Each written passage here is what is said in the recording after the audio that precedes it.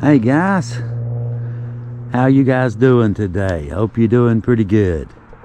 It's your old hillbilly buddy Leo out here running the country roads in southern West Virginia to bring you guys some really cool, really interesting stories. And I guess you can probably tell where I'm at. It's called Marrowbone Creek, but quite frankly, if you call it Marrowbone Creek, we will know that you are not from here. Locals call this place Marrowbone Creek, not Marrowbone, Marrowbone. And if you say it any other way, we will know that you are not from here. Now this is right on the Mingo County, Wayne County line. That's Mingo that way and Wayne County that way. And you just kind of pull off on the side of the road. This is old US 52 going down that way. And little town of Kermit right back there. I'm gonna stop there on the way back. I got a little story there too. But there's a train tunnel here, and of course the sign. So we had to stop here. You've got to stop here and start the video here. Am I right? Train tunnels here, the mouth of the holler. I've mentioned that before. A lot of you have mentioned about what is a holler. A holler is just basically a little narrow road going up between two mountains. And you'll have just a few little houses dotted on either side. And they'll generally follow the creek up to where the mountain, you know, where it becomes too steep to build anything on. So you'll just have a few little houses here and there on each side in the little wide spots. And all the way at the end of it is called the head of a holler. And where I'm at here, at the beginning of it, is called the mouth of a holler. Now, where we're going, I'm going to head up here just in a minute. I've got about another mile or so to bring you a story that is absolutely unique, like none you've ever heard before. Have any of you, well, I'm sure you have, all of you, I'm sure have at one time or another, just had an unlucky day, right? Something unfortunate happened, you know? Some people, they don't believe in luck, you know, just circumstance based on being in the right time at the right place, doing the right thing or the wrong thing, depending on the situation. So either way, we can go with that. We can call it happenstance, we can call it luck, we can call it whatever you like. But what happens when this bad luck, this unfortunate circumstance, what happens when it continues? What happens if it's not just you? What happens if it's in your entire family? Is truly unfortunate, unlucky, right? To the point where your neighbors, your friends start to notice it. What happens when your luck, he's dragging something. What happens when your family's luck gets so bad that it's actually mentioned in a newspaper article? Now I'm guessing most of you have probably never had bad luck to that level. The people that we're going to visit today most certainly did. You can check out the train tunnel just a little since we're right here. Go take a peek. But like I said, you know, what happens when all of those things come together and just brings you and your family nothing but one unfortunate circumstance, situation after another, after another, after another, then what? Well, that's where we're going right here in a second. I'm going to head up to a graveyard just right up the road from here. Like I said, I figured we'd stop here and check out the tunnel. Old train tunnel here going through the mountain. Alright. Anyway, I guess we're gonna jump back in the car and head on up to the graveyard. And as Paul Harvey used to say, tell you the rest of the story. Okay guys, it took me probably about an hour to find these two graves here, but we found them. I came in, I parked way over there, and you know, I went up the hill, get the uphill part out of the way first. From there it's, you know, downhill from there. But I managed to find them, and you'll have to excuse me guys, I'm right in the middle of a thicket here, and I can't really move a whole lot. There's down trees all around me, and well, you can kind of get an idea of the graveyard, you know, just kind of, you know. But these right here, these are the couple that we are here for today. These are the graves that I was looking for.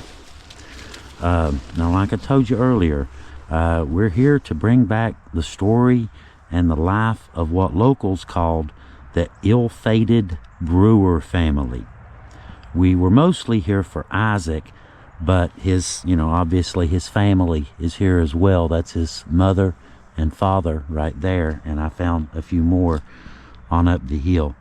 But Isaac, the son, their son, was he's here too, but apparently he doesn't have a marker, or at least I've not found one. I found Meads and Fitzpatrick's all around the Brewers, but no grave for Isaac. I did find an empty spot right there where it looks like one's been dug, but there's no stone, so presumably Isaac is probably right beside Dad. I'm not real sure.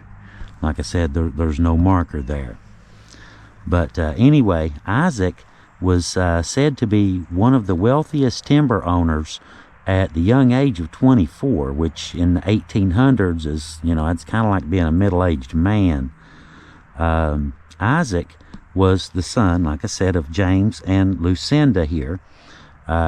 His parents both died in their 90s. He married Sally Dameron and had at least 3 children that we found. His 2 sons also died tragically and are buried here as well.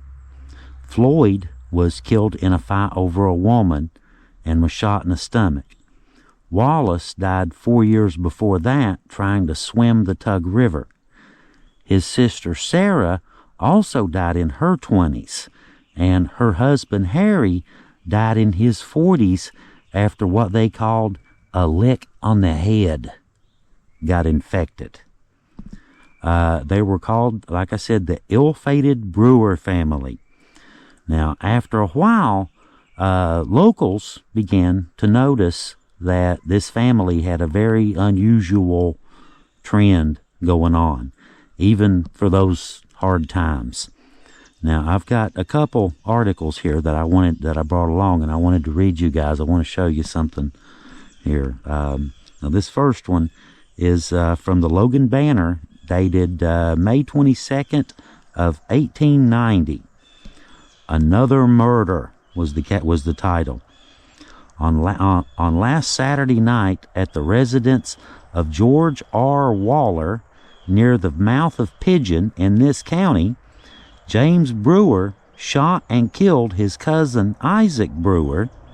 From the best information that we can get, there had been an old grudge between them, which had been patched up, but meeting at Waller's that night and getting to drinking quite freely, the trouble revived and Jim shot his cousin. The weapon used was a .38 caliber Winchester. The ball entered just above the left nipple, passing through the body, killing him instantly. Now, I have another article that's kind of give you an idea of, you know, Isaac.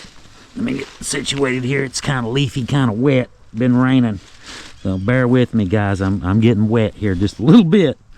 The second article that I wanted to read you is also from the Logan Banner, dated the 30th of July, 1891. Now, this deals directly with Isaac and James. The headline is Murder in the Second Degree. We, the jury, find the defendant, James Brewer, guilty of murder in the second degree, was the verdict brought in about 4 o'clock last Saturday evening in the case of the State versus James Brewer for the murder of Isaac Brewer. This case has attracted considerable national attention. Isaac and James Brewer were cousins and were raised very near each other on Marrowbone Creek, or Marrowbone Creek if you're a local. And being about the same age, were very intimate with each other about 10 years ago. Now, y'all have to keep in mind this is an 1891 article, so there is a little bit of flowery language, and there's a little bit more I noticed too. Okay, now here we go. James Brewer married a Miss Victoria Stafford, and for some 2 years they lived happily together. During the 3rd year of their married life, James began to suspect the virtue of his wife and were long rumor associated in the name of Isaac Brewer with their troubles. See, like I told you, flowery language, 1891. Miss Brewer left her husband's home.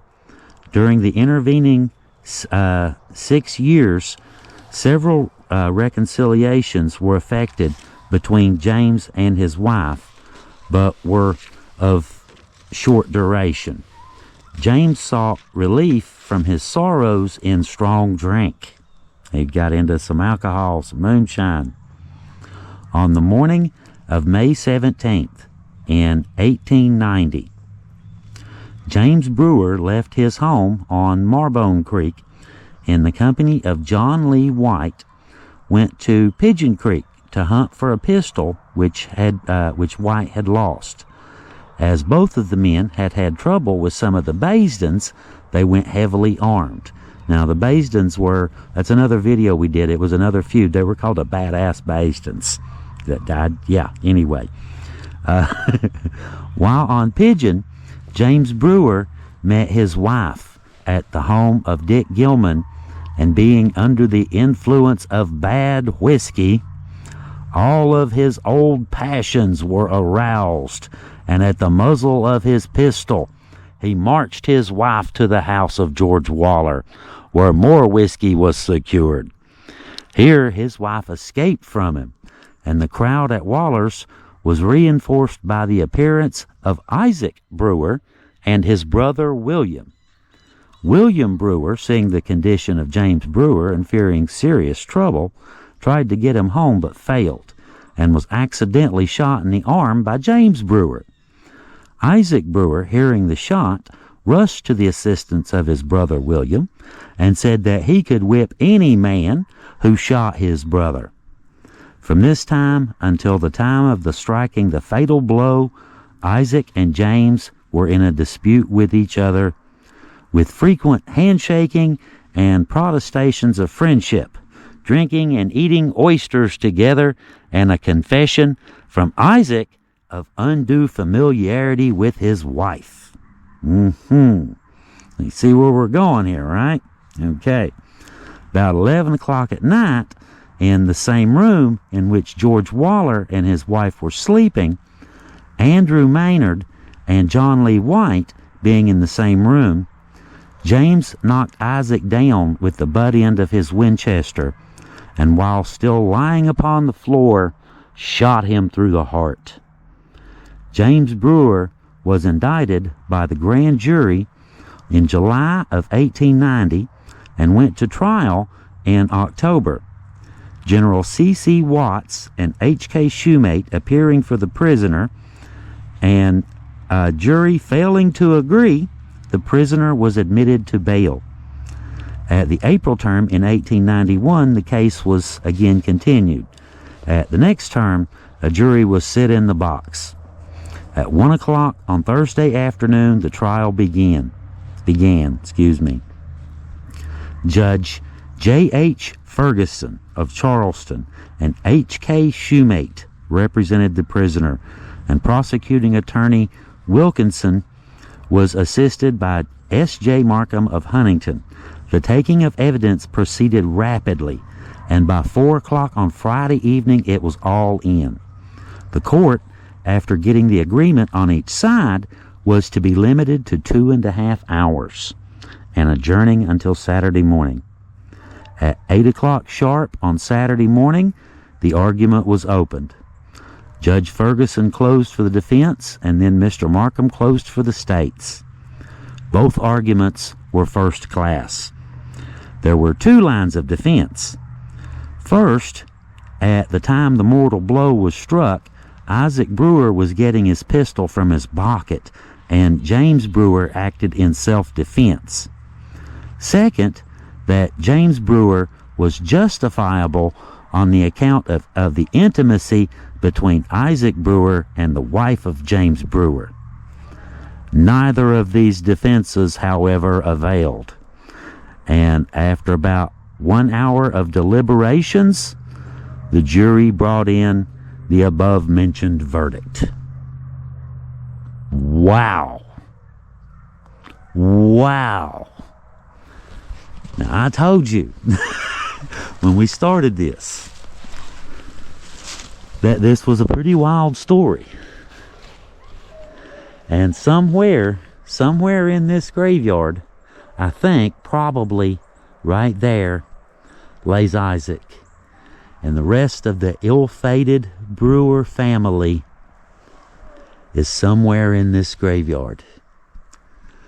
But like I said earlier, just kind of imagine that for a second. When bad luck sets in and it doesn't want to leave, doesn't want to let go,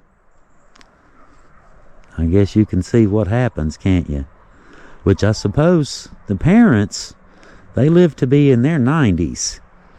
So I suppose the bad luck didn't start until started with their children, I suppose. But just imagine, you're actually, you and your family are considered so unlucky, so ill-fated, that your friends, your neighbors actually talk about it, and it's actually put in a newspaper, in multiple articles, calling you guys the ill-fated family. Now, can you imagine that? That's what, I don't know. I'm one of those people. I guess I kind of believe in luck to a point. You're in a right place, in a right situation, things can happen. You know what I'm saying? But I don't know if you... There's just some strange situations that in life, they just look to be really, really bad luck. And unfortunately, for this family here, this seems to be the case. And it apparently even in death, because the family graves are underneath that tree. So apparently the ill-fated, ill luck looks like it might still be running just a little bit. But anyway, like I said, I just wanted to come out here and find these graves and tell you guys this story about the ill-fated Brewer family.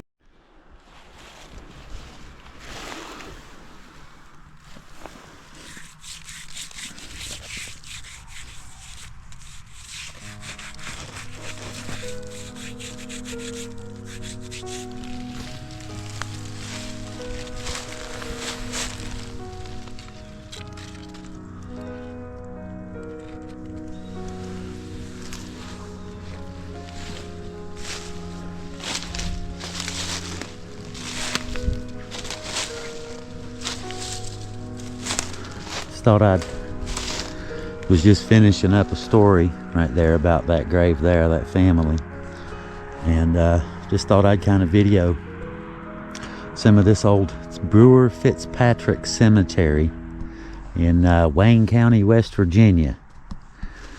Yeah, I figured since I was down here doing the story anyway, just got finished, I figured I'd kind of video a little bit on the way back out and show y'all the place a little bit. And there's a whole bunch of really old ones here, stones, field markers, field stones. You can see where that one's been painted. That one too, see gray paint on it. And some of them are handmade. Look at that. Very well done. Very well done. Very neat. Look at that one. Angel over there with one wing.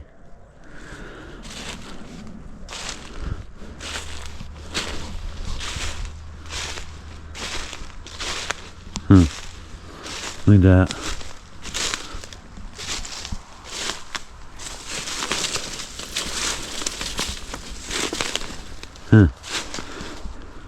I see the other wing down there. Looks like somebody's tied it off, keep it from sliding. It's pretty, isn't it? Even with one wing gone, it's still pretty. Thought I just had to think of something. Y'all know how you see angels, you know, you see pictures, you see statues, you see all this stuff with angels, right? Some of you probably got, you know, little whatnot angels sitting on a coffee table or something right now. I got a question for you. How many wings does an angel have? Huh? Did you say 2? You said 2, didn't you? All angels have 2 wings. It's obvious. 1, 2, right? All angels got 2 wings. If I'm not mistaken, if I remember right, there's no such thing as a 2-winged angel. There's cherubs, cherubim, and archangels. I think, if I'm not mistaken. Now, somebody out there, you know, might know a little bit more about this, can, you know, feel free to correct me if you want to. Won't take it personal at all. I think the cherubs had 4 wings, cherubim had 6 wings, and archangels have 0 wings. They look just like us. I always thought that was kind of strange, you know. I just happened to think about that when I was standing here just looking at this angel, you know, according to writings. I don't think there is such a thing as a two-winged angel. But that's what all, you know, books, stories, graveyard statues, you know, all of it. All angels, everybody knows angels have 2 wings. Not in the writings, they don't. Not in the old writings. It's a modern thing. We just kind of, I guess we just kind of made that up for some reason. I'm not really sure how it works, but here we are. Now here's a military, World War II. Fred Parsley, West Virginia, PFC 3205 QM SVC Company. Alright guys, so what's QM SVC? I'm curious now. I get the rest of it. Quartermaster. I'm not even gonna guess. I'll let one of y'all. I'm sure there's one of y'all, one of our viewers out there knows a little bit more about that designation probably. But Fred was born in December 8th, 1913 and passed away February 17th of 1972. World War II vet. Look at that one. Hey, this is a Brewer too. I didn't see this one. See, that's a Mead right there, but this is a Brewer right here. What's the first name?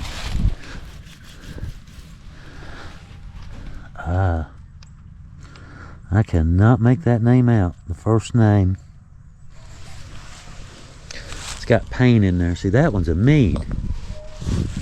I was looking for a few Brewers, but the Brewer family's down that way. And this one's seems to be all by itself up here. It's not Isaac, though. It's not the one we were looking for, so.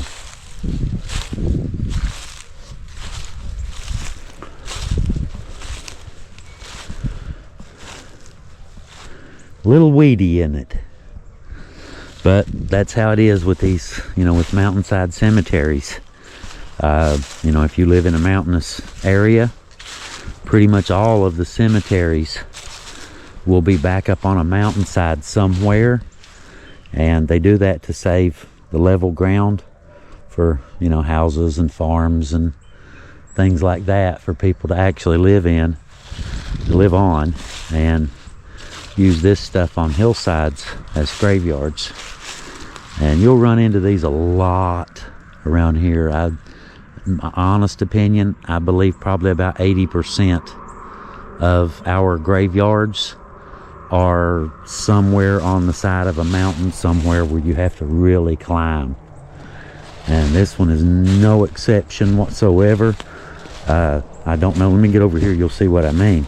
I don't know how well, you know, GoPro's cameras don't really do depth real well, you know, altitude changes, that sort of thing.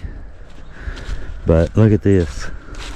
The car's downhill from me, and that is straight up with great big ruts. And I do not think taking the Mustang up there would be a really good idea. I don't think taking a casket up there would be a real good idea.